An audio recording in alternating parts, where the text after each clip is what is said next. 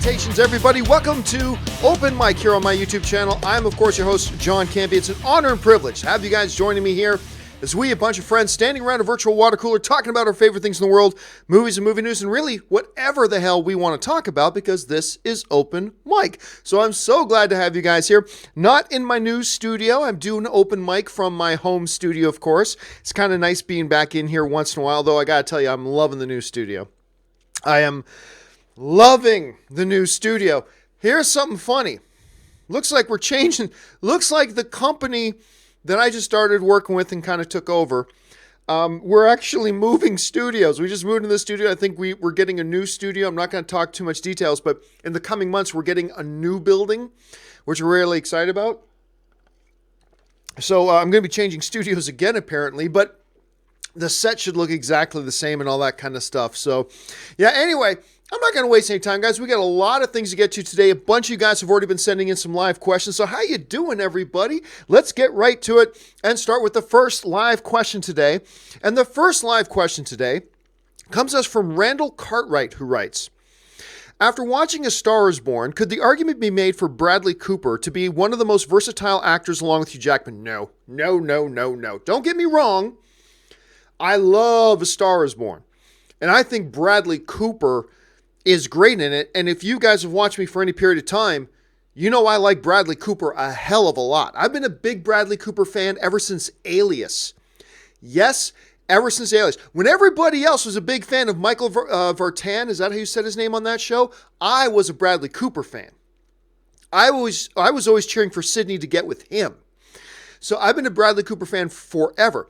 And did Bradley Cooper do a nice little job doing his own singing in that movie? Yes. Is Bradley Cooper a great singer? No. I feel like they put songs together and they did it in such a way that a guy who's not a great singer could come across sounding pretty good. And that's what they did. But like, even that one song that's in the trailer, maybe it's time to let the old ways die. You know that one? It's not a real difficult song to sing. So that's good directing, making sure, if he wants to do his own singing for authenticity, which I think was the right decision, making sure you're getting songs and pieces together that, kind of hide the fact that he's not a great singer. Hugh Jackman is a great singer. Hugh Jackman is a singer, dancer, actor, all that kind of stuff. Now, you can make an argument that Bradley Cooper is every bit as good of an actor as Hugh Jackman. For sure. We can have that debate. That's fine. But is he at all as versatile as Hugh Jackman? No. Not even close. Not even worth having a discussion over. Not even close. Hugh Jackman is a legit, bona fide, great singer. And a legitimate, bona fide dancer. Can do great comedy, can do comic book films, can do serious drama, can do anything you name, he can do. Prisoners, anybody? Bradley Cooper's a great actor with multiple Academy Award nominations. He will end up with one of those statues on his mantle, and he's terrific in A Star is Born. But is he as versatile? We're talking about singing, dancing, all the different facets, all the tools in his tool belt as an entertainer. On a Hugh Jackman level? Can he be in that discussion? I'm going to have to say no. Not even close. And I'm a big Bradley Cooper fan. But nah, man. Hugh Jackman is still kind of alone in that category for now. All right, let's move on here. Ricardo Ramirez writes, thoughts on Zack Snyder's Dawn of the Dead, one of my favorite zombie movies. Yeah, I'm not a big fan of a lot of zombie movies. That's a good one. I like Dawn of the Dead. A lot of people forget that Zack Snyder was plugged into that movie. Like, a lot of people forget about about his involvement in that film. So I like it quite a bit. But I gotta say, I have never been a big fan of the zombie genre because, for the most part, one zombie movie is pretty much exactly like the next. Now, I know there's a lot of you guys who are zombie movie fans that are screaming at me through your monitors right now, and that's fine. I'm only sharing my personal experience. I don't find them to be all that different. Some are better than others. I think this is one of the better ones. But for the most part, they're all pretty much the same thing. At least that's how I have found them. Now, maybe people who are more plugged into the zombie genre, they are more finely attuned to the intricacies and the details of those movies that really differentiates one from the other, and that's great. I'm just saying, as a general movie fan, that's not really been my experience. So I'm not really jumping up and down about a lot of zombie movies per se. Shaun of the Dead is clearly an exception because that's a very different kind of zombie movie. But yeah, Zack Snyder's that one, Dawn of the Dead, definitely one of the better ones. Leo Milmet writes, you're forced to watch one of these films on a loop for all of eternity. Which do you pick? Halloween 1978, Blade Runner 1982, or A Clockwork Orange? Oh, that's easy. Clockwork Orange. I love that movie. That movie's great. I am not a fan of Halloween, as many of you guys know, even though almost everybody else loves it. I'm not a fan of the original Blade Runner, as almost everybody else is. That's fine. And I could pretend that I'm cool and say that I like them, but I'm always got to be honest with you guys. And just to be honest, I've never liked those two films. Clockwork Orange I do like, so if I had to pick out of those three, I'm taking Clockwork Orange. Leo follows up. Worst and best film out of these: 50 Shades Darker, 50 Shades Freed, Catwoman, Battlefield Earth, Highlander 2, God's Not Dead. Well, it's either, the worst is either Catwoman, Battlefield Earth, or Highlander 2, because those are, if you guys have listened to me, you guys know, to me, those are the three all-time worst big, wide-release Hollywood films. There's never been worse. Catwoman, Battlefield Earth, and Highlander 2 are the three, that is the Mount Rushmore, if you will, of all-time worst wide-release big Hollywood films. I just don't think there's ever been. So, yes, worse than 50 Shades Darker. Yes, worse than 50 Shades Freed. I don't watch faith-based movies, so I can't tell you whether God's Not Dead is fantastic or terrible. I have no idea, so I can't really comment on that. I'm going to say the best one is probably 50 Shades Darker. 50 Shades Freed is even worse than 50 Shades Darker. So I'm going to say the best on that list of 50 Shades Darker. Worst, I can't tell you. It's always been a three-way tie to me for Catwoman, Battlefield Earth, and Highlander, so I can't pick a worse one out of that. Alexander Helmer writes, do you think Eisenberg is done as Lex? I think so. That's not insider information. No one's told me that. That's just my, as an average fan, speculation. I don't think DC's going to go back to that. I think DC right now is trying to separate themselves as much as possible from the old DCEU. The old, it's just like a year or two old. The old, I think they're trying right now to separate themselves from the old DCEU. I think that's why we're getting a new Batman. That's why there's no plans for a Superman movie. That's why we've got an Aquaman and a Shazam coming out. That's why we've got a standalone Joker movie, an Elseworlds Joker movie coming. So the likelihood of Eisenberg coming back as Lex, I think, is pretty slim. And without a Superman coming back, right now they have no plans for their Superman. Without any plans for a Superman, really, what's the role for Lex Luthor at that point, right? So I don't know I don't know how long it's going to be till we even see Lex Luthor again, let alone being played by Jesse Eisenberg. You know what I'm saying? I don't even know how long it's going to be till we see Lex, let alone if Eisenberg himself will be playing it. So do I think Eisenberg's come back? I'm going to guess no, but again, that's just my guess. Leo follows up with best and worst Kubrick film. Well, the best one is 2001. That goes without saying. Worst one? Is there a worst one? I don't know that there's a worst one. I don't know. Barry Lyndon? Or Lyndon? Whatever. That's pretty good. I don't know. So I'm just going to have to take a pass on worst. The best one is probably still 2001. That's probably always going to be his best. I mean, other people have different opinions, but to me, that's like one of the all-time great classic films, forever and always, amen. So I'm probably going to go 2001. Leo again, best horror film, Psycho, Exorcist, or The Shining. I'm going to go Psycho. Best out of that list, at any rate. I'm not saying any of those are the best all time, but best out of that list, I'll have to go Psycho. Exorcist, but you know what's funny? I like all these films. I like all of them.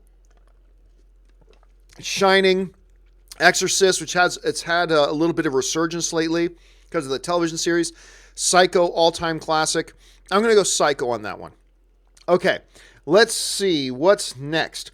Daryl Best Wadley writes, please do a Daredevil Season 3 spoiler talk. I'm thinking about it. I just don't know.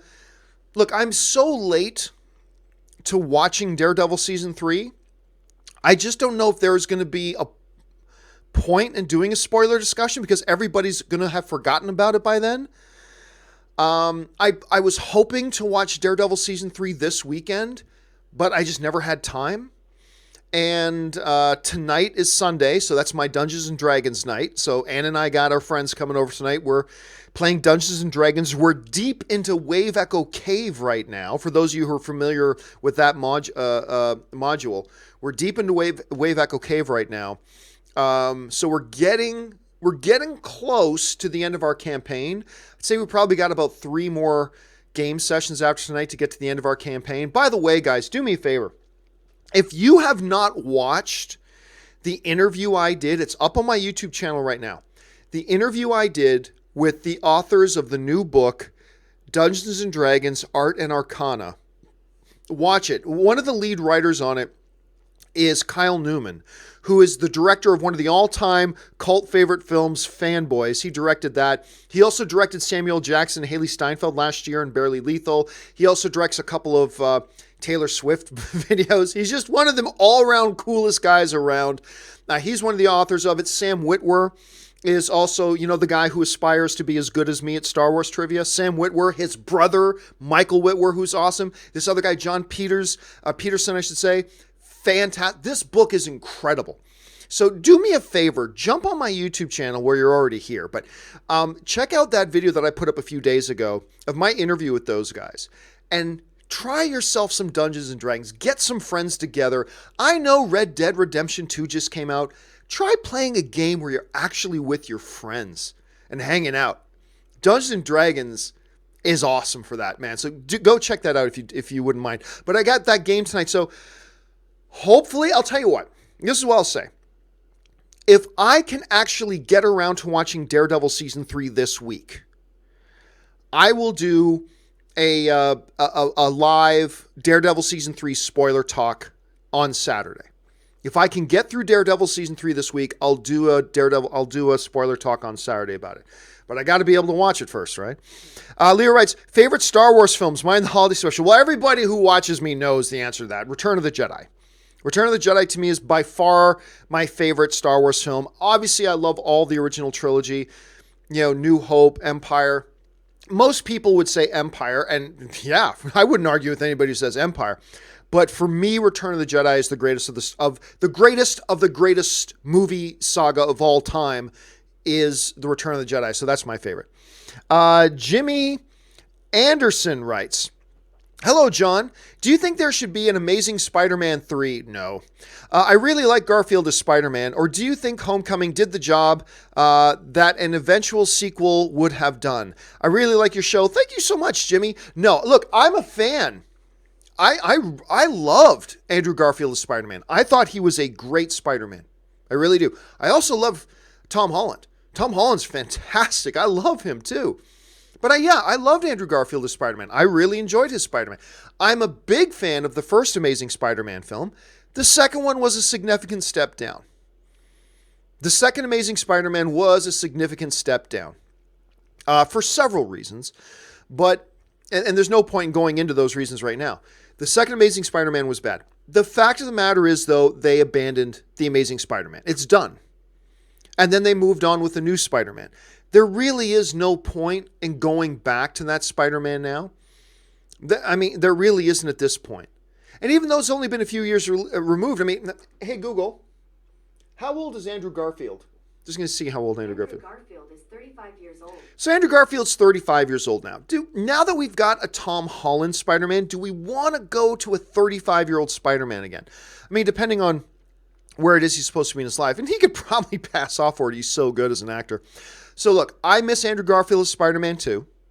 I also miss him. But the reality is they did end that 2-chapter story. They ended it. And they went on to a new Spider-Man.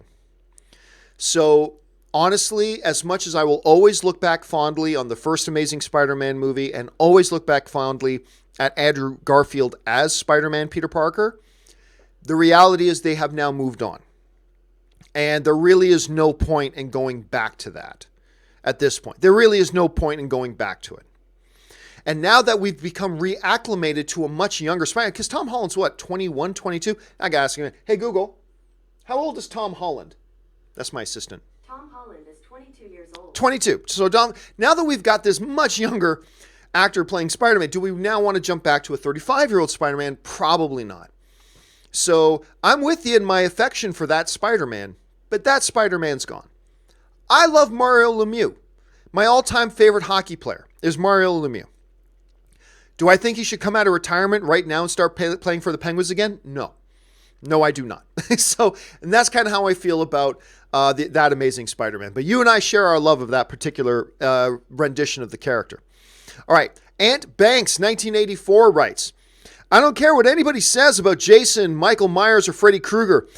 Being chased by the tall man from Phantasm is more frightening. Let me tell you, that dude is one creepy dude. What was the name of the guy who played Tall Man was Angus Stillman? It was Angus something. I got to look it up. It's Angus something or other. And that was one creepy as hell dude. Let's see. It was played by Angus Scrim, not Stillman, Scrim, which is the perfect name for an actor playing that role. Angus Scrim played that role.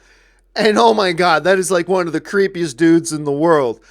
Look, I still put Jason, Michael, Freddy all above him. I do, but man, there's no denying that. And come on, isn't the name of an actor Angus Scrim like the perfect name of an actor to play that character? Come on.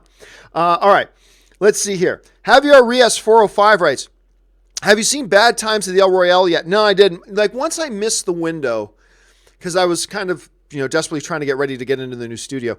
Once I missed the window to see it in time to review it, because you know me, if I can't review a movie by the time it opens, then to me there's no real point in reviewing it. It went far on the back burner of my priority list. So I'll be honest with you right now, I've got Daredevil Season 3 higher on my priority list right now than Bad Times at the El Royale, and I'm hearing good things at Bad Times at the El Royale. But like nobody's seen it. Nobody's gone to see this movie. I don't even think it's made $30 million altogether. Let me just look this up quickly here. Bad Times at the El Royale box office. Let me just see here. How much has it made? Now it hasn't made $30 million worldwide. Worldwide, it's made $27 million. $27 million on a $32 million budget. Take away 1/3 of that. So you're looking at movies made about $18 million. And then, this movie's losing them a ton of money. And I think we all started to get a sense this was a movie that was going to lose money. While I liked the advertisements for Bad Times at the El Royale, I liked the trailers. You can tell, even though I liked it, you could tell these weren't trailers that were going to appeal to a big audience. Even with Chris Hemsworth and John Hamm and Jeff Bridges and all that kind of stuff, Dakota Johnson, even with all these names in it, you could tell from the trailers not a lot of people were going to be interested. And sure enough, it's turned out that way. So, yeah, I never did get around to watching it. I will, because I'm still very curious. I want to see what Drew Goddard does in it. I'm hearing from some people that I trust that they really like it. So I'm looking forward to it. But no, I still haven't had a chance to see it yet. Ben Rayner writes, we all know that Dom would beat Freddy in the dream battle. Of course, Dom beats anybody, except for maybe Batman. And even then, it's only a maybe. But the question is, how? Would Dom just dream up the ultimate wrench? Yeah, I mean, I don't know. Dom would say something like family in a really super deep, powerful way. Kind of like Havoc, like releases the sonic energy, or Banshee in the X-Men, like does his scream. That's what Dom does in the dream world. Family, and then everything else just gets destroyed around him. So I'm going to guess that's the way Dom does it in the dream state. Thunder Knight writes, I have to confess I stopped watching Daredevil halfway through season 1. I just couldn't get past the episode showing Kingpin's childhood. And you know what? Don't feel bad about that, Thunder Knight. Look, I love Daredevil season 1. But it's entertainment. As entertainment, that means it's art, and as art, that means it's subjective. And art being subjective means no matter how many of us love something, there are going to be people who don't. That's the way it is. No matter how much everybody loves the 1978 Halloween, I don't. Because it's subjective. It happens sometimes. A lot of us like Daredevil Season 1. You didn't. Nothing to confess because you didn't do anything wrong, man. You didn't like it. You didn't like it. That sucks that you didn't like it, but you didn't like it. Nothing to apologize for and certainly nothing to confess. And you know what? The fact that you didn't like it doesn't change the fact that I did. And it doesn't affect how much I enjoy it. Nor should the fact that I enjoyed it change your mind either. You didn't like it. You didn't like it. Nothing to confess, my friend. Taki75 writes, saw Homesman and was reminded how great Hilary Swank is. Why didn't she have a career she deserved? Because she isn't as beautiful as Robbie or Larson? Well, Homesman was really good. She did that with one with Tommy Lee Jones a couple years ago, and it was really good. But Hilary Swank, why didn't she have the career she deserved? She's had a great career. Hilary Swank has had a kick-ass career. I mean, for heaven's sake, she's won 2 Academy Awards. She won, I believe she won for Boys Don't Cry, and then she won for the one with Clint Eastwood, something Baby. Oh, what was the boxing one? Why am I forgetting the name? Boxing Baby? No, it wasn't boxing. Guys in the chat board here, help me out. What was the name of the movie she did with Clint Eastwood where she's the boxer? Baby Diamond? Diamond Baby? Happy Baby Diamond? Oogie Oogie? I don't know. There's like a 45-second delay between the live stream and when I'm doing it. So it's going to take me forever to see why don't I just look it up? Why don't I just look it up? Hillary. Okay. Why am I saying, why can't I remember? $1 Million Baby. $1 Million Baby. I found it just as you guys started to write it in there. I just saw who was the first one there. Zarp, I think, was the first one to say it. Zarp was million. I got like 40 of you guys saying $1 Million Baby. Boxing Baby? Where the hell did that come from? Why did I freeze on $1 Million Baby? Anyway, she has 2 Academy Awards for Best Lead Actress. Like she was just in that big film last year. Oh God, the one with Daniel Craig, and all. Then I really enjoyed too. Logan Lucky. She was in Logan Lucky last year. She's got that Trust TV series that got a lot of chatter and a lot of talk. She's got a couple movies coming out. Look, does Hilary Swank is she the biggest A-list actress in Hollywood? No. But I wouldn't lament, Taki. I wouldn't lament the career of poor Hilary Swank. She's had a great career. And she still has a great career. She still has an ongoing career. And she's got 2 Oscars on her shelf, which is something a lot of great actresses cannot say. So yeah, I think she's had a wonderful career. So don't worry about her. She's done just fine, man. George Costanza writes, when you look annoyed all the time, people think that you're busy. That's a great line. I'll be honest, I don't remember the line. I'm assuming that's a Seinfeld line from George Costanza. I don't remember the line. I don't. But that is a great, when you look annoyed all the time, people just think that you're busy. That's a fantastic life philosophy, my friend. That's great. All right. Ben Rayner writes, I have nipples. Greg, could you milk me? That's from Meet the Parents, Robert De Niro to Ben Stiller. They got little nipples. I have nipples. Could you milk me? You know, it was funny. Robert De Niro has been hit and miss when it comes to him attempting comedy, right?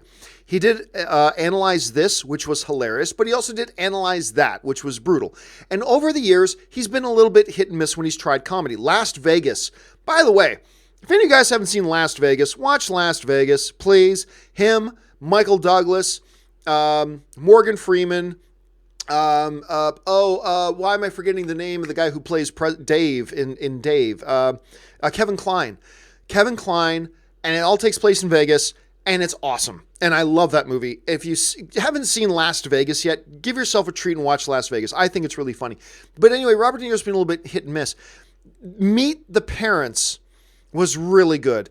I'm comme ci comme ça on the following films in the series, to be honest with you. Even the one with Dustin Hoffman, I'm a little bit iffy on the following films, but the first one was great, and I did love, that was one of the funnier lines in the movie for sure. Cinema Sweets writes, where'd Cinema Sweets go? Do do do do do do do do. La la la la la. And we had the big jump. And here we go. Cinema Sweets writes, any update on Scorsese and DiCaprio's Devil in the White City about the doctor who built a hotel for killing / deposing of guests during World Fair? None. As a matter of fact, there's been a lot of talk about what's been going on with DiCaprio lately. There's that whole Leonardo da Vinci movie he signed up for. And now there was just news this week that Scorsese and DiCaprio have another film they've signed on to do together. And I could be wrong, but I don't think it was Devil in the White City.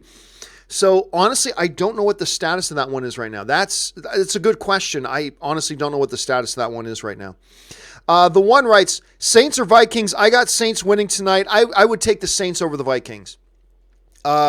Cousins is doing great in for the Vikings. Minnesota's got a very solid team, but the Saints offense this year, Drew Brees gets better and better. He's already one of the greatest quarterbacks of all time, and he just seems to be getting better. He's showing no signs of slowing down. And their offense right now is just firing on all cylinders, so I'm going to take the Saints tonight. Let's see. Der Wunderbar writes, I just love the Airplane movies. Great comedy. And don't call me Shirley. Hey, the Airplane movies are great. The Airplane movies are fantastic. Obviously, nothing touches the first one. The first one was, I believe the second one was when, like, instead of a plane, it was like a space shuttle. And all I remember, Captain Kirk, William Shatner, makes an appearance in the second Airplane. And there's this one stupid gag they do that I don't know why. It's not even that funny, but has stuck with me my entire life. Ever since I was a little kid and I saw Airplane 2. Somebody says in the control tower, Stryker is piloting. Somebody pull his records. And some guy comes out and goes, already have. And they're not paper like records. They're actual vinyl records. And some guy pulls them out and it's got Stryker on the cover playing accordion. Goes, already have, sir. It doesn't look good. And it's like Stryker on the cover with an accordion or something. It's not that funny of a gag. But for whatever reason, it made me laugh my fool ass off, and I've remembered that gag my entire life. I've remembered that gag my entire life. And like whether you go, like some of the classic moments, all the stuff with the cream and the thing where she's going, I'm sorry, excuse me, I notice you're having some problems. I speak jive. And then the little old lady speaking to the black guys there. I was like, oh my God, this is so wrong, but so hilarious. So many great moments. Leslie Nielsen, of course, it's classic. If any of you have not watched the Airplane movies, shame on you. Watch Airplane. If you want to know why a bunch of people say spoof movies today just suck ass, it's because of movies like Airplane. That were even before my time, but I mean, movies like that. I mean, those were spoof movies, man. Those were movies. Those were funny, and they were smart. Not this gibberish that they try to pass off the last 7 or 8 years and call them spoof movies that are just vomit. I mean, if you haven't checked out Airplane, man, check out Airplane. You'll laugh your ass off. Anyway, Alex Von Gollum writes, hey, John, if we follow Mel Gibson's logic, Thanos would be a great director. Congratulations for your new phase. I have no idea what we're talking about with Mel Gibson, or did he talk about that? I have no idea what we're talking about. Der Wunderbar writes, good to hear you got your voice back, John. So went on Thursday night. You might be able to tell it's still not 100%. On Thursday night, went to Halloween Horror Nights. We do it every year at Universal Studios. It is crazy how many people go to these things. It's nuts. But it was so, the amount we laughed. I didn't scream much, but I laughed a lot. And when you're talking to each other, you're screaming when you're trying to talk to each other. And we took Ray, my graphics guy, who's also Ann's brother.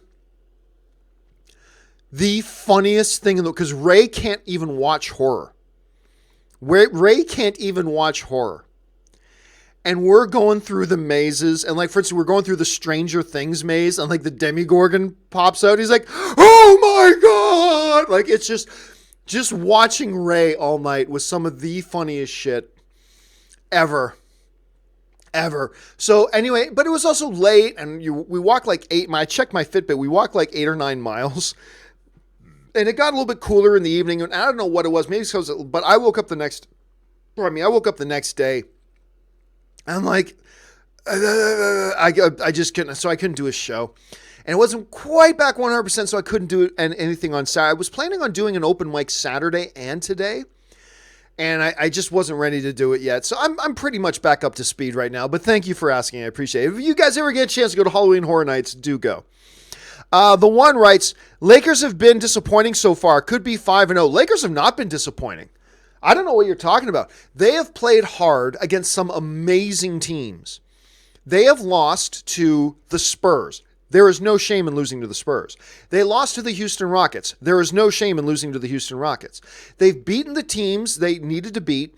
They beat the Suns, and then they beat an undefeated Denver Nuggets team. So they're 2-4 right now. My question to everybody is, what did you expect? This team sucks. The Lakers suck. They have the best player maybe in history on their team now, but one player doesn't make an entire team. I still think they'll make the playoffs. But, I mean, this is a terrible team. This is a team that hasn't made the playoffs in 5 seasons. What were we expecting? We're expecting LeBron James to show up and they'd be 4-1? Do we expect LeBron James to show up and they'd be 5-1? I mean, it doesn't happen like that. So I'll be honest with you, I'm not surprised. I'm not surprised. I'm not shocked. I'm not disappointed or anything like that. You want to talk about how important LeBron James is? You want to talk about how important LeBron James is? Who was the NBA Eastern Conference champion last year that went to the finals? Cleveland Cavaliers. Remove LeBron James. They're 0-6. Last year, NBA Finals. Just take out LeBron James, 0-6. That's the difference. See, and this comes up a lot. Or even go back to the first time he left Cleveland, right? His final season in Cleveland, the first time he was there, they finished the end of the regular season as the number 1 team in the NBA. The very next year, without LeBron James, they finished dead last. They went from first to worst. Think about that. When Michael Jordan left the Bulls, right? The first year that the Bulls were without Michael Jordan, they went to the Eastern Conference Finals. So if you take Michael Jordan off that Bulls team, they still came within a breath of the NBA Finals. LeBron James leaves a team, they go from first to worst, and they go from being in the NBA Finals to starting out their season 0-6. I'm just saying, that's a pretty big indicator. But remember, the Lakers are still a terrible team that haven't made the playoffs in 5 years. They will be better this year, but just, keep expectations realistic. Let's see here. Paul Baranek writes, just saw Singing in the Rain for the first time. Awesome. I'm always envious of people who get to watch these classic movies for the first time ever. Not a musical fan, but the film was delightful and every actor just oozed charisma. 9 out of 10. It's marvelous. And it's not just the Singing in the Rain number. I mean, the whole movie, it's magical. It's great. Here's the thing.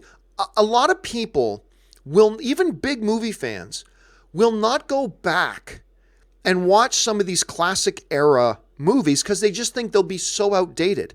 Some of the greats are not outdated because they play on universal themes. And are they aged? Absolutely they're aged, but they're still wonderful. Singing in the Rain is one of those films. And you know what? I feel bad. That is one of the films I don't know that I've ever even mentioned Singing in the Rain in 7 years of doing, movie talk shows. I don't know that I've ever even mentioned it. That's bad on me. Super glad, Paul, that you had a chance to check it out, and I'm glad you enjoyed it. More of you guys should check out Singing in the Rain. It's great. Leo Milmet writes, who's your favorite singer? Mine's Marianne Captez. I don't even know who that is. Favorite singer? I mean, just pure belted out singer. Hold a second. Why am I? Hold a second. I don't know why I am freezing on this. Of course, Andrea Bocelli. Andrea Bocelli, my favorite singer. As far as just pure power and ability and different things he can do with his voice that like no other human being on the planet can do. Andrea Bocelli. True story. I remember this. This is going back about 10 years, maybe even like 12 years. I was living in, I think I was living in Saskatoon, Saskatchewan, Canada. And like our best friends at the time, or like two of our best friends, was this couple, Kurt and Kim. They were a wonderful couple. And I remember we were going through the channels one night because we're all hanging out, watching TV together, and came across Andrea Bocelli singing. I can't even remember what he was singing. And of course, Andrea Bocelli's blind, right? So he's singing like this, blah, blah, like belting it out, right? And I remember Kim goes, great, Kim didn't know, so cut her some slack. But Kim going, this guy thinks he's so cool, like closing his eyes the entire time he's singing. And then we're like, you do know he's blind, right? You do know he's blind? And that was hilarious. It reminds me of this one time we were watching football. It was back when Miles Austin was playing on the Dallas Cowboys. And like, we were watching the game and it's like, that guy thinks he's so cool with his fake tan. And we're like, honey, Miles Austin is black. Like one of my favorite moments ever. But yeah, probably just pure favorite singer, just as far as singing ability goes, Andrea Bocelli. Like my all-time favorite musicians is U2. U2 is my favorite band of all time. I played in a U2 tribute band. I'm not kidding. I really did. I played in a U2 tribute band. When I pick up my guitar that's over there in the corner, most of the times, inevitably, I'll start playing some U2 song. So it'll be Bono and U2, but just pure singer, I'm probably going to go Andrea Bocelli. Patrick Conway writes, Tony and Pepper or Fisk and Vanessa, better MCU couple. I'm going to go Tony and Pepper. I love Fisk and Vanessa, and I haven't even seen Daredevil Season 3, so I have no idea if Vanessa makes an appearance or not. I love Fisk and Vanessa, but Tony and Pepper, probably my favorite MCU couple. The Frost Sisters writes, keep one, lose one. Meet the Parents and analyze this. I'll keep analyze this. Don't get me wrong. I really like Meet the Parents. We were talking about that a little bit earlier. I really like Meet the Parents a lot. But analyze this is like really special funny. To me, it's just hilarious. I love it. And I would give it the edge over Meet the Parents, even though I like them both very, very much. I'll go analyze this over Meet the Parents. Let's see here. Alfonso Nunez writes, thoughts on mid-90s, worth all the hype it's gotten. I don't know what we're talking. I don't know what mid-90s is. So yeah, maybe I'll like hate myself in a bit when I remember what it is we're talking about. I don't know what it is we're talking about. Sorry about that, Alfonso. Patrick Conway writes, how is Sony able to use Fisk in a Spider-Man movie? Did they? Oh, yeah. Back in... Wait, did they use Fisk in a Spider-Man movie? Was Fisk ever in a Spider-Man movie? I don't know that he was. Was he? Maybe I'm just forgetting something. I don't recall him, Fisk being in a Spider-Man movie. So I'll have to take a pass on that for now. Louis Rex this writes, hello, John. With Halloween coming up on Wednesday, do you have a favorite ending to a horror film? Mine is the shocking twist ending to Sleepaway Camp. Mine is always my favorite ending to a horror movie is probably The Descent. And I love both of the alternate endings.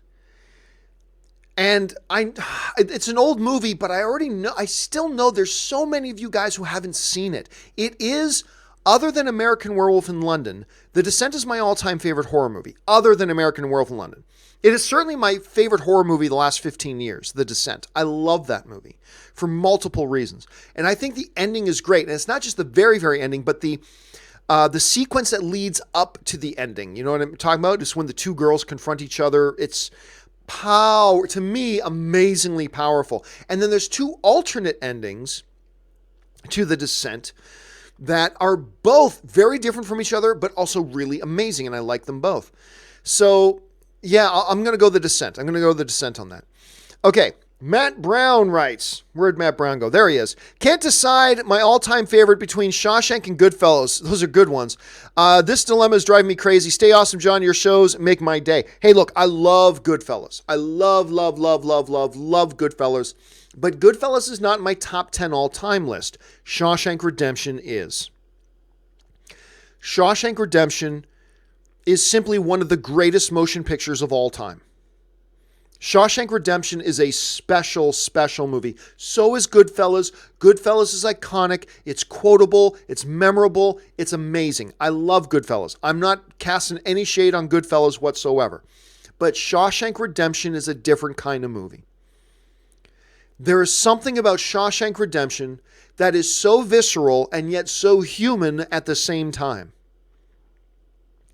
There's a little bit of humanity missing from Goodfellas, and that's fine because that's the type of movie it is. But there's something about Shawshank that was both incredibly visceral, but also incredibly human all at the same time. It is simply one of the greatest movies ever made. And the fact, to me, the biggest error ever made at the Academy Awards was the fact that Forrest Gump, which is a great movie, but the fact that Forrest Gump won Best Picture over Shawshank Redemption. And now you go to almost any top 100 all-time greatest movies list, Shawshank Redemption is almost always on almost any list you look at, almost any legitimate list you look at, is almost always well above Forrest Gump. And I love Forrest Gump. And I gotta be careful how loud I say that. Anne's not in the house right now. Forrest Gump's a Tom Hanks movie. If I ever say anything disparaging about anything Tom Hanks related, I get a boot to the face. But she's not here right now. I'm telling you, Shawshank should have won Best Picture that year. It is one of the greatest motion pictures of all time. So to me, Matt, while Goodfellas is great, if you're asking my opinion about choosing between those two, I'm going to say go Shawshank way, man. Go Shawshank way. Great Clancy Brown is in that too. Andy Dufresne. Anyway, great movie. Sure, yeah. But they're both great. They're both wonderful. Paul Baranek writes, thoughts on Hitchcock's Blackmail? Oh, God, trying to remember even which one that is.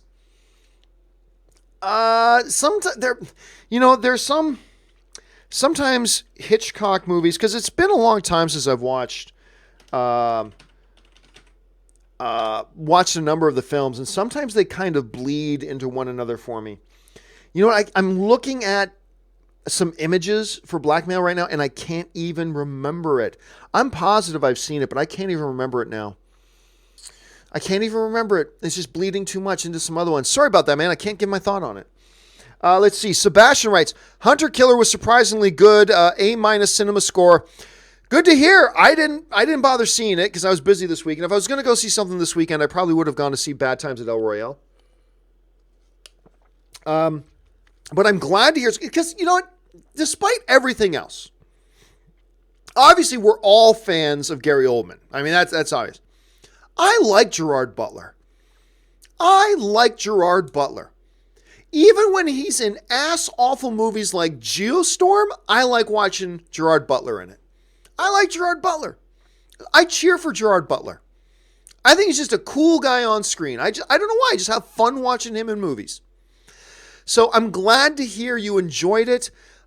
It absolutely tanked this weekend. Like, it came in even lower than expected. I think they were projecting like it would make $8 million opening weekend, which is already terrible. But I think it made under 7. I think it made like 6.6 million opening weekend, which is just, I mean, I could make a movie that makes more than $6.6 million opening weekend.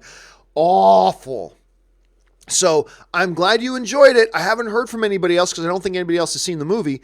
But if it is pretty good, that'll make me happy because I like to cheer for Gerard Butler. Der Wunderbar writes, who would win in a battle royal between Freddy Krueger, Mike Myers, and Jason Voorhees? Well, they already did a Freddy versus Jason movie. And technically speaking, Jason won, but they have this real bullshit cop-out ending where Jason's carrying Freddy's head. And then Freddy's eyes open up and winks or something stupid like that. So I guess you could say it was a draw, but if it went to the judge's scorecard, Jason won. Michael Myers just got beat by a girl with a shotgun. So I'm not liking Michael Myers' chances against a Freddy or a Jason. There's no supernatural element there with those characters, with Michael. So I'm going to give the edge out of all that. I'll give the edge to Jason. I think Jason, because in a previous battle between Freddy, technically he won. Mike Myers, I don't think he could stand up against either of those guys, so I'm going to go Jason on that. All right. Chef Cook writes, I saw Collateral again with Tom Cruise. I love that movie. If Tom didn't die in movie, do you think they could make another one? Hey, look, man, it's the movies. You still could if you wanted to. But I never think they approached that movie as a franchise by any stretch of the imagination. Jamie Foxx is really good in that film, too. You know, it might have been that one. I think, let me just look this up here, just to be safe. I want to say that, and I can't remember off the top of my head because I'm terrible with movie dates. I'm awful with movie dates. Let's see here.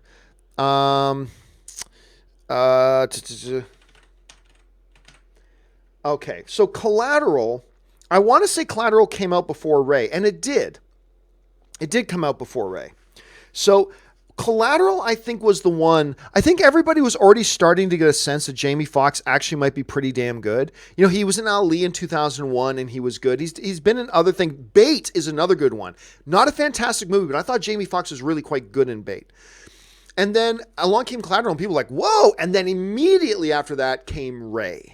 And that won him his Academy Award.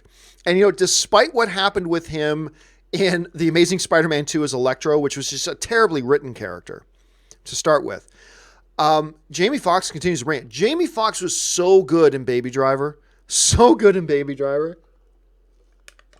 I love Jamie Foxx. I think it's great. But no, I don't think there was ever even any intention or plan to make that a franchise. I think it was a one and done sort of thing. So, yeah, there you go.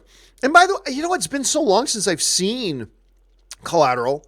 I don't even remember Tom Cruise dying in it. I got to go back and watch it again.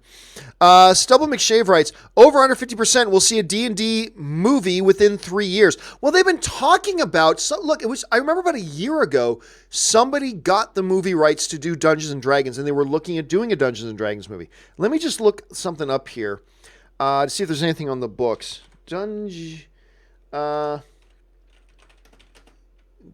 Dragons, 83. Dungeons and Dragons. Oh, Dungeons and Dragons 2021. Here we go. Yeah, there was, and Chris McKay. That's what it was. Chris McKay, who was supposed to direct a Nightwing movie. We'll see if that ever happens. He directed the Batman Lego movie. Chris McKay was brought on to be a director for it. That's right. So they are saying, whether or not it actually, there's been no real news or announcement since then, but they are saying there's going to be a new Dungeons and Dragons movie. And it's supposed to be in 2021. We're still a ways away from that, obviously. But I hope it comes, man. I hope it comes. I'd be very interested to see how they do it. It couldn't be any worse than the last one they did. Stephen Beam writes, where'd Stephen Beam go? Stephen Beam writes, any advice for someone trying to do what you do? Best thing to do, Stephen, is search on YouTube for John Campea getting started.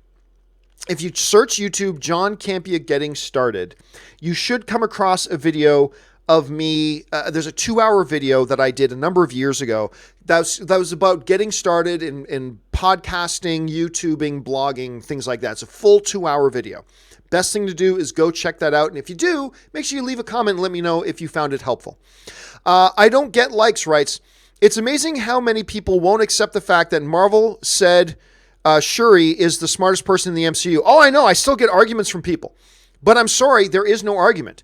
The producers of the MCU who control the universe, they just told us multiple times that Shuri, Black Panther's little sister, is the smartest person in the MCU. Now, you can say whatever you want. I can say words too. Oogie, speaky, spacky, bookie, bookie. See, I can say words, but they don't mean anything. You can say all you want. No, Tony's the smartest guy. You can say that all you want. The producers of the universe, who are the ones in charge of the universe, have clearly said multiple times that Shuri is actually the smartest person in the cinematic universe. There's no more discussion to be had. Sorry, you can have your opinion all you want, but if the producers of the movie say this is what it is in our universe that we create and we're producing, that's the smartest character, then you can say whatever you want. You can think whatever you want. Fact is, Shuri is the smartest person in the MCU. Now, whether that's the right thing for the creators of the universe to say, whether that's the right thing for them to do, that's up for debate for sure. But it is what it is.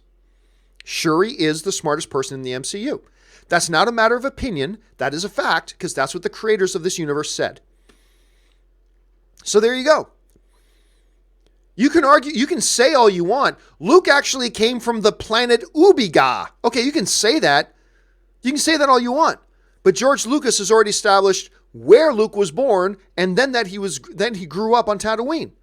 George Lucas, the creator of the universe, he said that's what happened. That's what happened.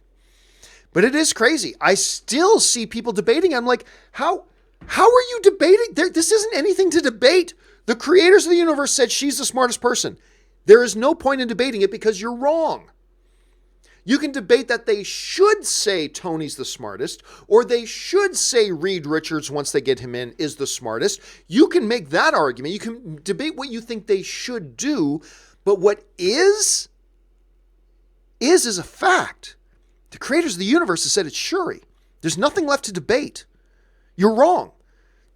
You're wrong. This isn't a subjective thing. The creators said she's the smartest. That ends it. There's no more discussion to be had. She's done. She's it. And again, we can debate about whether they should have said that. We can debate whether they should have said Tony or Reed or somebody else was smarter. We can debate that. That's a fair discussion to have. But what is non-debatable. They've already put a label on it. That's the smartest person in our MCU, so that's who it is. But you're right, it is crazy how many people still try to argue that when it is just actually a fact now. Let's see.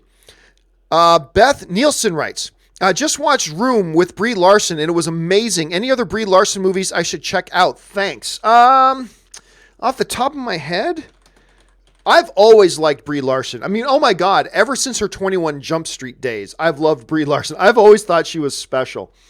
Let's see. What's something else that really stands out to me? Oh, I love Free Fire. Free Fire got a lot of mixed reviews, and I get there's a bunch of people that don't like it. I personally love Free Fire, and I really liked her in it. Let's see. I also liked her in Short Term 12 a lot. She was amazing in Short Term 12. That's one you should check out. And of course, her stuff in 21 Jump Street. And of course, she appeared in The League, and I love The League. Now, I believe Brie Larson still only has the one Oscar nomination. And yes, she only has the one Oscar nomination, and she won. She won the Oscar for Best Lead Actress for Room, and The Kid was amazing too. But Short Term 12, watch her 21 Jump Street stuff just for comedy. She's great. I'm just a big fan of hers. I cannot wait to see her in Captain Marvel. Let's see. Stubble McShave writes, I prefer miniseries or series of book series. Let me try this again. I prefer miniseries or series of book series that are completed. The reason, they are working towards an ending. Ongoing series have a tendency to just wander on and often tapers off and you forget them. Well, I mean, there's truth to that. There is truth to that. But at the same time, some television series really only hit their stride in like season 4, right? And sometimes along those lines. There are the good thing about there's a new term. It's not miniseries anymore. There's a new term that's being used a lot called a limited series, right? That's really, in the old days, they would have called that a miniseries. But today there's a new thing called limited series, which theoretically in intent means this is a one-shot story told over 8 episodes, right? It's a one-shot story. That's kind of a new thing. And you're right. The big advantage of limited series is that the creators can just focus on what their story is, what their true beginning, middle, and end are. And they can wrap it all up. There's something very satisfying about that a regular TV series can't do. True. However, There are a lot of people who think Game of Thrones didn't really find its true footing till season 3 or season 4. There are a lot of people who are like, Breaking Bad was great, but it became one of the greatest once you got into season 3. Then you got a lot of Better Call Saul. A lot of people, season 1 and 2, a little bit iffy. But man, once you get into season 3. So Stubble, I believe there is truth in what you're saying. And I totally acknowledge the principle you're purporting here. And I agree. But it's not a universal law, because we've seen other series that, ongoing series that find a way to just continue to build and build and build and build. And you can build on previous storylines, and you can build on your character development from season to season to season. There's advantages there too. So I would suggest there are advantages and disadvantages to both. And having a preference of one over the other, there's no wrong answer, really, because there are advantages and disadvantages to both. But I agree with the principles that you're stating there. All right. Alex Von Gollum writes, thought you would remember about what you said on Gibson's opinion that editing a film is like sacrificing your... well, listen, we've talked over the years, we've talked about many things about Mel Gibson on screen and off screen. You can't expect me to remember one specific thing and how it, facetiously alludes to some other thing. But let me get back in here. Thought you would remember about what you said about Gibson's opinion about editing a film is like sacrificing your child. Thus, Thanos would be a great one. Okay, yes. I don't know why you would just assume, Alex, that I would instantly connect that one thing about Gibson when he has said many and done many, many, many, many, many things over the years. But yes, that is a good connection. I just think you should have referenced that in your first comment. That's all. But yes, that's a good line to draw between them. I agree. Stubble McShave writes, saw Roy Orbison's Black and White Knight. He's awesome, and he was supported by a dozen legendary musicians like Springsteen, Costello, Waits, and K.D. Lang. A lot of people today, which is unfortunate, the only thing they think about when they think of Roy Orbison is the Traveling Wilburys. Remember them? It was him. It was George. Oh, God. I'm not a big Beatles fan. Who is the George from the Beatles? But I believe it was Tom Petty, and I can't remember the fourth person. I got to look up. Members of the Traveling Wilburys. The members were Roy Orbison, Tom Petty, George Harrison, yes, and Jeff Lynne. I never knew who Jeff Lynne was. To this day, I still don't. Bob Dylan is listed as a guitar player for them from 88 to 90, which is cool. A lot of people think of that was kind of a super group. I don't know that I ever saw Black and White Knight, to be honest with you. I don't think I ever did. I'm so tired of being lonely. I still have some love to give. Yeah, that's a great song that the Wilburys did. I remember that one. Matt Brown writes, upset that my Pats trying to trade up for a wide receiver. Our defense needs more help right now. Here's the thing, Matt. The Patriots defense, they're a bend, don't break kind of defense. And they have actually come up big at times this season. And they've played relatively well this season. And look, did they get lit up by the Kansas City offense? Yes, but the Kansas City offense is lighting up everybody this year. Don't worry about that. Right now, their best path to victory is simply by unleashing their letting Tom Brady go and unleashing the offense. Because look, I'm telling you right now, with a healthy Edelman and a healthy Gronk, both on the field, I don't think they've ever lost a game where both of those guys start at the same time. I can't remember the actual, there was some ridiculous number like that. If you got those guys healthy and you got Gordon now, if you can add another weapon to that, it doesn't matter. If you could add another legit, reliable weapon to Brady, it doesn't matter. They're going to outscore everybody they play. That includes the Rams, and I'm loving the Rams right now. Everybody is. That includes the Chiefs. That includes everybody. I mean, there's an argument to be made right now that once Gronk gets fully healthy, and you got Julian there, and you got Gordon there now, listen, you might not be able to stop them anyway. That includes the Rams, just as they are right now. They could be beat, but there's an argument to be made that they could go all the way this year. You add another legit, reliable offensive weapon. The defense is good enough. Let's just say that. The defense is good enough. Much like you could say about Kansas City's defense right now. The Kansas City defense is good enough. Yeah, they got lit up by Tom Brady, but everybody gets lit up by Tom Brady at some point. The Kansas City Chiefs defense right now is good enough. I think the Pats defense is good enough. You add one more legit, reliable offensive weapon. Their offense is just simply unstoppable. There is no stopping it. They have not a league best, but a legitimate running game right now, which just opens up the field for Tom Brady even more. He's the greatest quarterback of all time. They're going to be, I just think they're going to be completely unstoppable. So, I don't know. We'll have to wait and see. Chris Warden writes, do you think Dolph Lundgren could have been a much bigger star had the Punisher and He-Man been big hits they were supposed to be? No, because Dolph Lundgren is one of the reasons they weren't big hits. I mean, look, I like Dolph Lundgren a lot. A thespian he is not. You put him in the right role with a very limited range, he'll deliver some good stuff for you. Don't expect a Best Supporting Oscar nomination for Dolph Lundgren for Creed 2 this year, though. Just don't. I love Dolph Lundgren when he's in his lane. But he's got to get in his lane, and he's got to stay in his lane as an actor. When he does, he can be very effective and very fun to watch.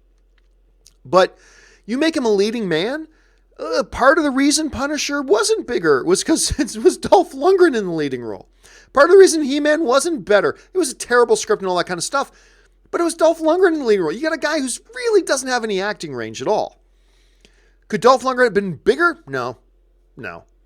I think Dolph Lundgren has carved out a very respectable career for himself and a fandom for himself, doing what he knows he can do and stay in that lane. That's why when he popped up in Arrow, like last season or 2 seasons ago, it was great because he was in his lane. You know what I mean? And he was doing what he can do well, and they didn't try to go outside of that, and it was perfectly fine, and it worked great. And a bunch of us got a kick out of seeing him there. Just like a bunch of us are already getting big kicks out of seeing him just in the trailers for Creed 2. There is no Flashpoint multiverse where Dolph Lundgren is a big acting star. There's no Flashpoint multiverse in which that happens because he just simply doesn't have the talent for that. And that's fine because he's found his groove and he found his lane and he's found success in his lane. But make no mistake, that's his lane and he can't go outside of it. All right. Chris follows up with, where'd he go? Chris follows up with, do you think the Disney Play service will have some of the more mature content they produced over the years under the Miramax and Touchstone names? It's possible. Look, I don't think they've ever said anything definitive. Look, a lot of people are taking things that Bob Iger has said and whatever, and they're running with that as gospel truth. When the reality is, Bob Iger is saying some thoughts, but has never made anything committal, has never said anything committal, you know? One of the things that he said before is, hey, yeah, I think R-rated films could work in our MCU. But then you take some people going, that means R-rated Deadpool in the MCU is coming. No, not necessarily. Yes, Iger said that, but that wasn't exactly a confirmation or committal. I think that was just a thought. Bob Iger at one point also gave a thought that maybe, because they're going to have a controlling interest in Hulu here pretty soon, that maybe a lot of their stuff goes to the Disney streaming service and some of their more mature stuff might go to Hulu. That's a possibility too. But that doesn't mean they were committing to that, nor was that Bob Iger making a definitive statement about this is what our roadmap is. He said a thought, and that's the way they could go, but it wasn't committal. So, so right now I would lean towards the notion, I would lean towards the notion that what they will probably do is put most of their stuff on the Disney streaming service and then take the more mature stuff and put it on Hulu. But that's just a guess. We're still a ways away from this service launching. So there's a lot of different things that can happen between now and then, but that's kind of where I think they are right now. All right. Alfonso Nunez writes, mid-90s, the movie directed by Jonah Hill. No, don't know anything about it, to be honest with you. I know the one he just did with Emma Stone, that was the Netflix thing, but I don't think that was mid-90s or something else. I've honestly not heard much about it, so I can't comment on it. Sorry about that, Alfonso. Anders F. just puts in a super chat. Thank you so much, Anders. That's very considerate of you. Let's see. Last 2 questions of the day. Okay, and these last 2 questions come to us from, who are they from? They're from, we've got a few more. Pool of Dead writes, I need my Avengers 4 title. Why still no title? Why should they give us a title right now? No, honestly. Honestly. What difference does it make if we know the title right now? None. Zero difference. No difference whatsoever. They could come out and say the name of this movie is Kiss My Hairy Butthole. They could say that's the name of the movie. Does that in any way affect how good or bad the movie is? Nope. Who cares? It's a title. Titles mean nothing. Titles mean nothing. You can have good titles and bad titles, yes. There are titles I like, titles I don't like. But at the end of the day, do they mean anything? Nah, mean nothing. A good title doesn't make a bad movie good. A bad title doesn't make a good movie bad. It's irrelevant. Doesn't matter. And why do we need to know right now? The movie's still forever away. It's not till next year. So why do we need to know the title right now? Look, am I curious about the title? Absolutely. I'm curious too. I'm curious. I still kind of, I'm guessing, it's a pure guess. I don't know. If I had to put $1 on it, I'm going to guess the name of the movie is going to be Avengers Assemble. I mean, that's what I believe it's going to be. But you could convince me of 1,000 other titles too. But ultimately, it doesn't matter. And what's knowing the title right now going to do for us? Nothing. So why still no title? Because there's no need for us to have the title right now. Why don't we have it yet? Because we don't need to have it. Why haven't they put it out yet? Because they don't feel the need to put it out yet. There's just no need. So I'm not worried about it. I'm counting down to when this movie's coming out. I'm also counting down in my head, when do we get to see the trailer? I got to be honest with you, though, as a fan, I'm not counting down to when we find out the title. Title? Who cares about I feel like, my Allen Iverson practice comment. Practice? We're talking about practice? Titles? We're talking about the title? Who cares? Like, don't get me wrong. I know that you, Pool of Dead, and I know there are a lot of other people that are very anxious to find out the title. I just don't understand why we put such a big thing on finding out the title. Like, you guys know me, I'm a bigger Star Wars fan than a fan of anything else. I don't care when we find out the title for the new Star Wars movie. Am I curious? Yes. But will it mean anything? No. And then the name of this movie won't mean anything. It's just going to be the label. That's all it is. The title for this movie is simply going to be the label. Unless they do something that is completely out of character for them and they totally give away the movie and the nature of the movie in the title itself. Coming next, Avengers 4, Farewell Captain America. That's the name of the movie. Avengers 4, Farewell Captain America. Okay, then there's some significance to the title. Then, when it's giving something away from the movie and about the movie, then there's something significant there. But honestly, for the most part, who cares?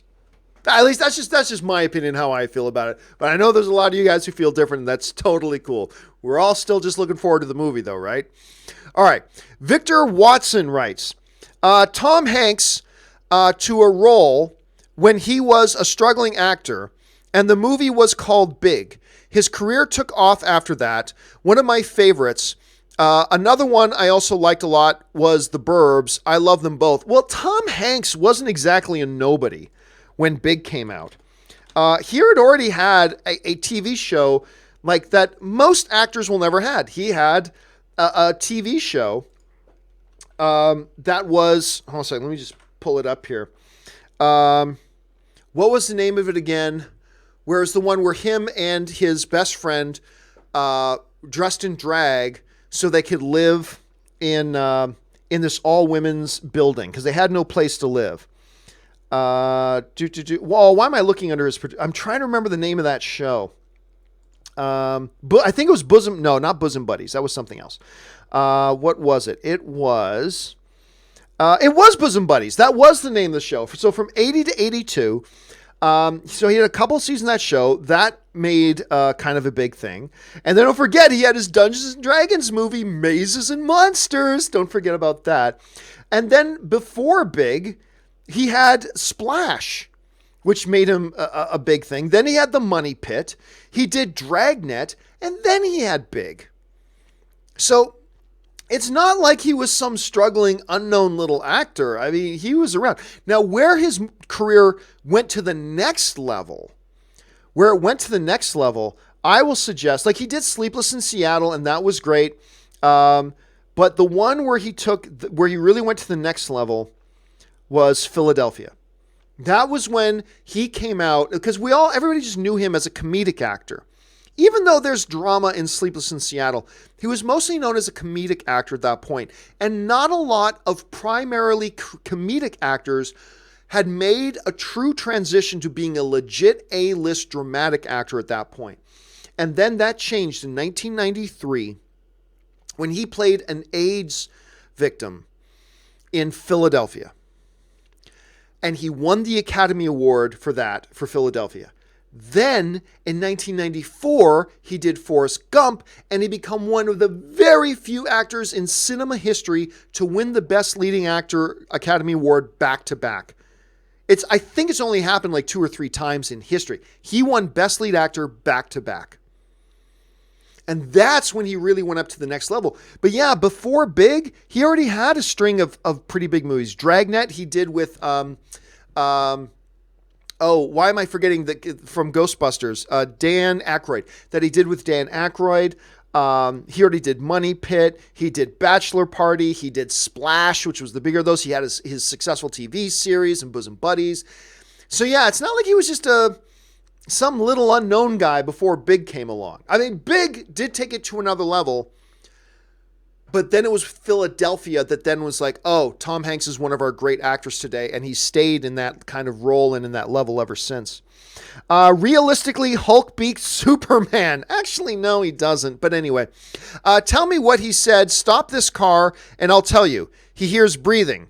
Shit, Halloween. Yes, that is from Halloween. It's no fun, realistically, if you are going to quote a movie and then say the name of the movie in the quote. You got to let us guess at it, man. You got to let us guess at it. But yeah, that was from the newest Halloween movie. Let me out of the car and I'll tell you what he said. I'm still curious to know what he said. Or was she just lying? I don't know. That's an interesting question. Victor Watson writes, have you ever seen an old cartoon called Heavy Metal? Yes, I do remember. It was really weird. It's really weird. I'm not saying it wasn't good. It's just weird. Hell, man, wasn't that in the 80s? Hold on a second. Let me look that up. It's been decades since I've seen it. Hold on a second. Let me pull it up here. Heavy Metal. Yeah, it was 1981. 37 years ago. 37 years ago. Man, that poster was iconic, though. That poster with the girl with the sword flying like the really weird bird thing. Iconic. That was all over the place. It's been a long time since it's got to be at least 30 years since I've seen it. It's got to be at least 30. So I don't remember very much about it. But I just remember thinking it was really weird at the time. Let's see. Jedi Kim writes, so John, will the Weekly Hero be back with Robert Meyer Burnett? Yep. I can tell you right now, the Weekly Hero returns this Wednesday. We've been saying that for a couple of weeks, that it was coming back this Wednesday. The Weekly Hero does come back this Wednesday. Remember, it is not going to be on my YouTube channel. We're putting it on the stream.tv YouTube channel. I'll give you guys links to it. Don't worry. Just make sure you're following me on social media. Make sure you're following me on Twitter. There's my Twitter handle right there, at John Campea. Just make sure you're following me on Twitter. I will let you guys know the exact link in the channel where you're going to go and watch it. But yeah, we relaunched the show this week. Very excited about it. It's going to be in the new studio. Don't get me wrong, it's not going to be like a multi-million-dollar set, but it's going to be a much better set than in here. That's for sure. And you're going to actually be able to see me and Robert sitting beside each other, which is great. I'm really looking forward to that. Oh, which, by the way, I should let you guys know this too. For those of you who watch the John Campea Show, tomorrow, the John Campea Show returns to 9 a.m. Pacific Standard Time. We've been doing it at 10 a.m. We moved it to 10 a.m. Pacific Standard Time we just wanted to do that for a little while because because it's a new show, new studio, we needed extra prep time in the morning to have the show together. I feel like we've come far enough along now that we can have the show ready to launch at 9. So starting tomorrow, the John Campea Show goes live at 9 a.m. again. It was always meant to be a temporary thing that we did it at 10 a.m. just as we got our feet under us and had that extra time in the morning to prep for it. Now I feel like we've got our groove and our rhythm down a little bit, and we're moving the John Campea Show back to 9 a.m. So there you are. You guys who are watching this show right now, you're the first ones to know that that's what's happening. So yes, the John Campea Show moves to back to 9 a.m. Pacific Standard Time tomorrow, and the Weekly Hero does return this Wednesday. And me and Robert and I were just texting back and forth today. We're both so excited. We can't wait to get rolling on this again, and thank you for asking about that. Okay, Chris Parker, last two questions of the day. Chris Parker writes, watched Couples Retreat and shamelessly have to admit I laughed my ass off. Does this make me a bad person? No. I wanted to like Couples Retreat. You're talking about Jon Favreau. You're talking about Vince Vaughn. It's a good cast. I think Jason Bateman's in there too. I wanted to like it.